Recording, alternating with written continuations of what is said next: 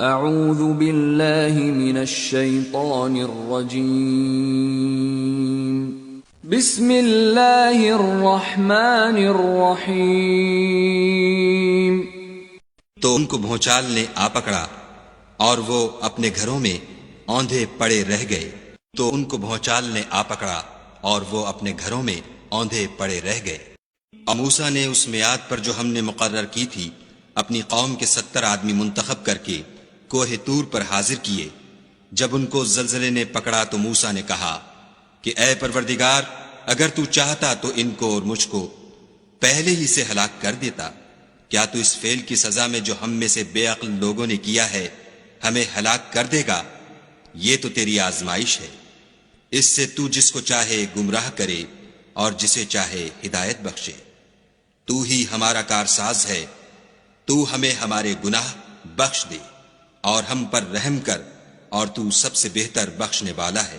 اور جب ہم نے ان کے سروں پر پہاڑ اٹھا کھڑا کیا گویا وہ سائبان تھا، اور انہوں نے خیال کیا کہ وہ ان پر گرتا ہے، تو ہم نے کہا کہ جو ہم نے تمہیں دیا ہے اسے زور سے پکڑے رہو، اور جو اس میں لکھا ہے اس پر عمل کرو تاکہ بچ جاؤ۔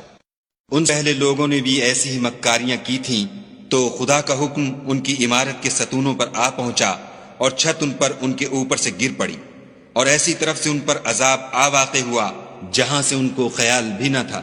اور ان پر اکڑ کر اور تن کر مت چل کہ تو زمین کو پھاڑ تو نہیں ڈالے گا، اور نہ لمبا ہو کر پہاڑوں کی چوٹی تک پہنچ جائے گا۔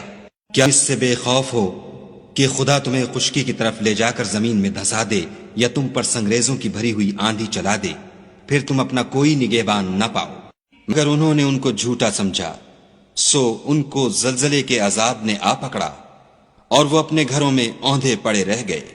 کیا انہوں نے اس کو نہیں دیکھا جو ان کے آگے اور پیچھے ہے، یعنی آسمان اور زمین؟ اگر ہم چاہیں تو ان کو زمین میں دھسا دیں یا ان پر آسمان کے ٹکڑے گرا دیں۔ اس میں ہر بندے کے لیے جو رجوع کرنے والا ہے ایک نشانی ہے۔